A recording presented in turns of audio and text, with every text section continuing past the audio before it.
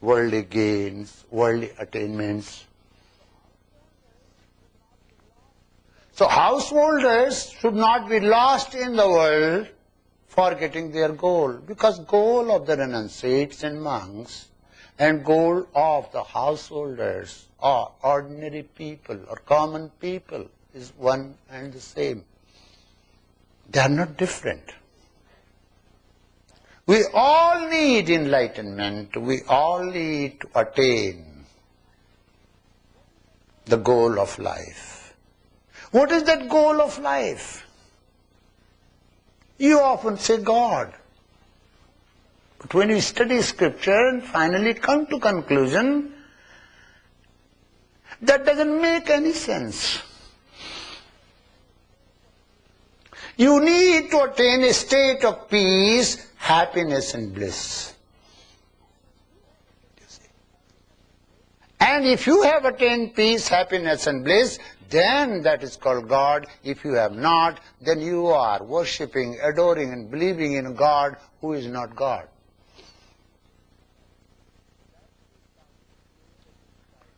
So that Diksha, Upayoga Diksha is given for a specific purpose, because teacher says, my student is very honest.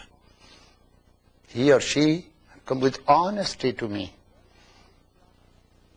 So somehow or other, this block which is hindering, which is creating a barrier for the student should be removed, and there is a specific way the teacher gives a special mantra for that.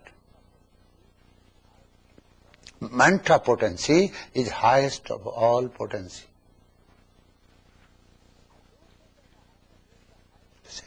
I don't say that I have attained the highest and all that a mantra can do, but I have examined and seen.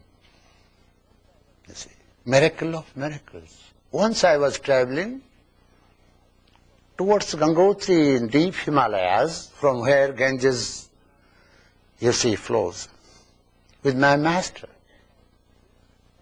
And there is a place that is called Harsil. Avalanche started coming down. Avalanche, thousands of bombs, and one avalanche,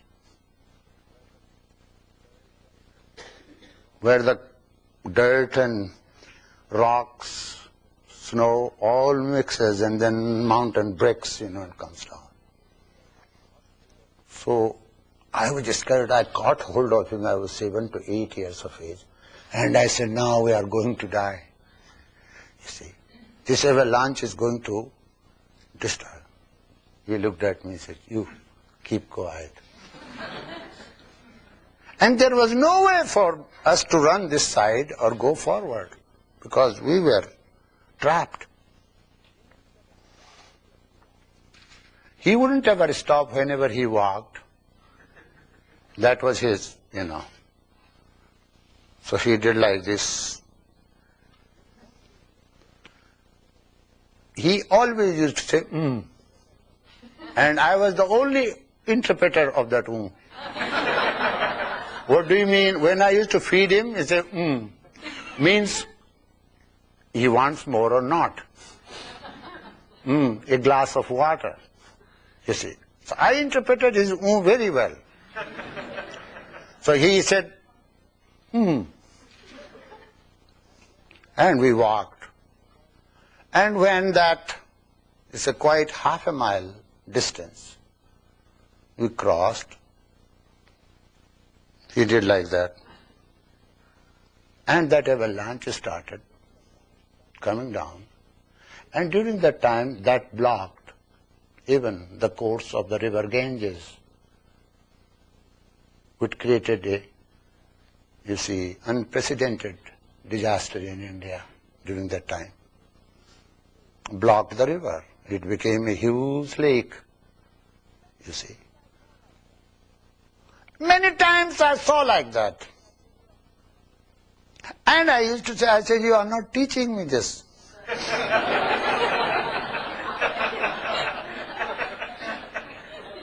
You are not teaching me this. He said, this will come according to your practice and experience. Don't hanker for all these so-called powers. Don't do that. Human potentials are immense.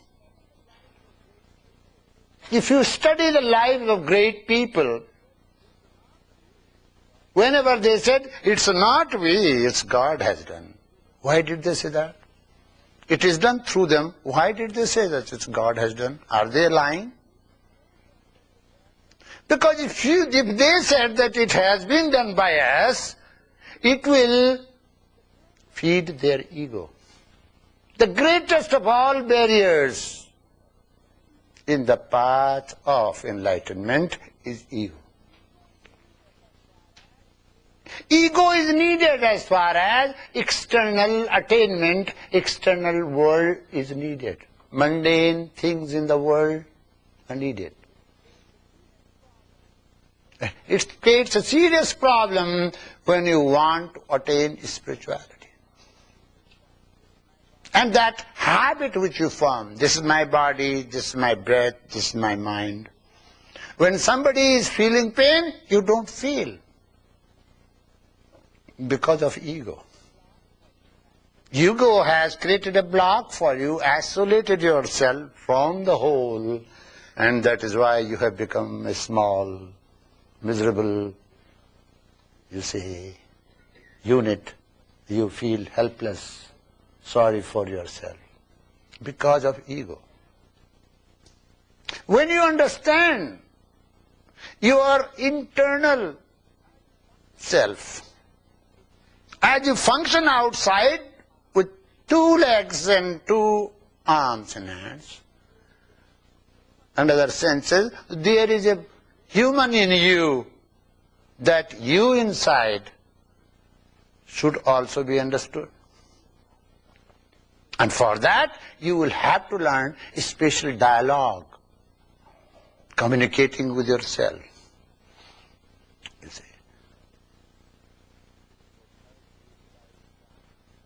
So third Diksha is Jnana Diksha, which is given to the renunciates and monks by imparting the wisdom, knowledge which leads to emancipation through intuitive knowledge. Now, let me tell you, there are varieties of knowledge. A confused mind also uses the senses because senses have been employed by your mind. That confused mind or that clouded mind, that unclarity doesn't allow you to see things as they are. Like ghost on the post. A man genuinely wanted to renounce the world. He told his wife and children, your children are grown up, they are able to look after you, and you are weak, you cannot walk with me, go to the mountain, do, you see, this interior research. So better be at home, give me permission so that I can attain the goal of life. He took permission of his wife. The wife understood, you see, because whole life he complained, well, because of you I cannot become a Swami, because of you I cannot become a nonsense. Sometimes men threaten their wives on this issue. If you do not behave, I'll become a Swami. So a man at Kanpur used to always bully his wife, always tell her this. So she came crying, I said, what's the matter, my kid? He troubles me all the time that he's going to become a Swami. I said, tell him, please become a Swami. So once he said, every day you tell me, you threaten me, you want to become a Swami. Why do you not become a Swami? Why are you asking me?